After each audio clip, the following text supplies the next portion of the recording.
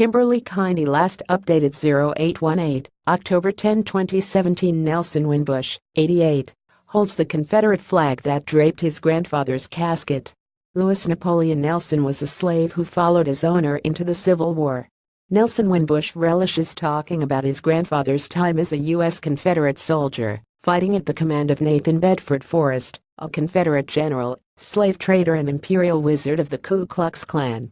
The 88-year-old retired Florida educator proudly wears hats, shirts, a belt buckle emblazoned with Confederate flags, and has the star of a Sons of Confederate Veterans video, where he talks about the flag's history, calling it a symbol of Christianity, not slavery.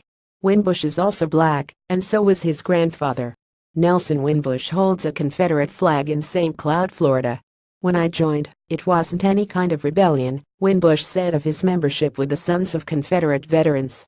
He voted to install a Confederate monument in a veterans park near his home, where a tribute to Union soldiers already stood.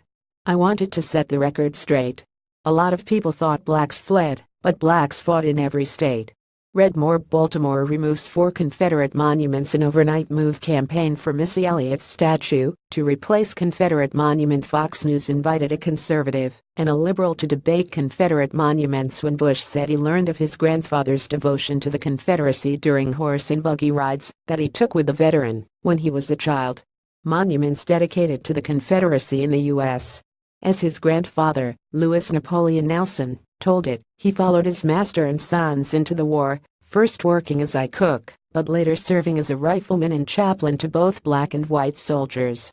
Winbush said his grandfather believed he was defending his home state of Tennessee from Yankee invaders, not fighting to preserve slavery.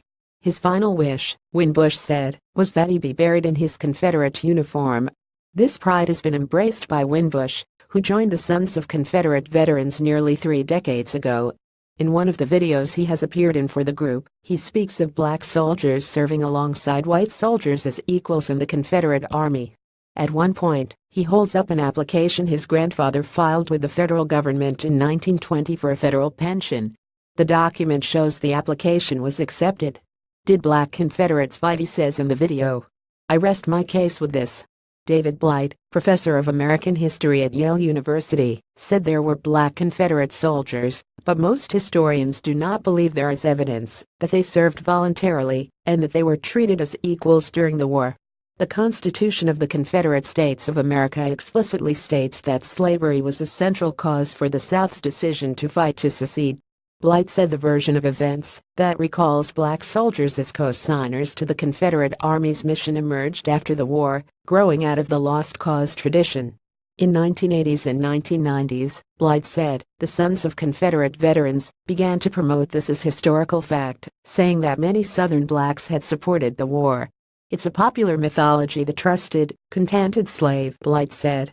"And if you want the Confederacy to be somehow palatable in the post-civil rights era, it helps if people believe there were a whole lot of black people who supported it."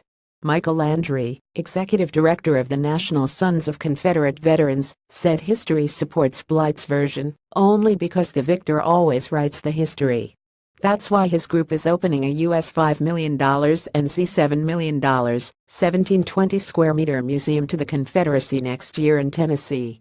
It will include exhibits and stories from soldiers of all different faiths and backgrounds, Landry said. It will include black veterans, Native Americans, Jews, and Catholics.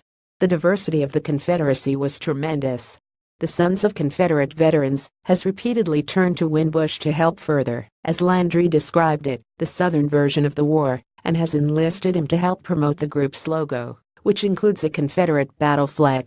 When then-Governor Terry McAuliffe began his successful effort in 2015 to ban and recall Sons of Confederate Veterans license plates with the Confederate flag logo in Virginia, the group flew Winbush in to speak at a state legislative hearing.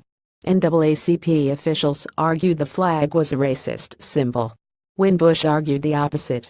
"This is probably the most misunderstood flag in the whole world," Winbush testified, saying the blue stripes and red field represent Christianity and purity. "People are ignorant of what it represents and why it was designed." The hearing showed what an enigma the former educator had become. Far from estranged from the NAACP and other black groups, 5 months before Winbush testified at the license plate hearing, he served as Grand Marshal in a Reverend Martin Luther King Jr. parade near his home in Kissimmee, Florida. The Washington Post.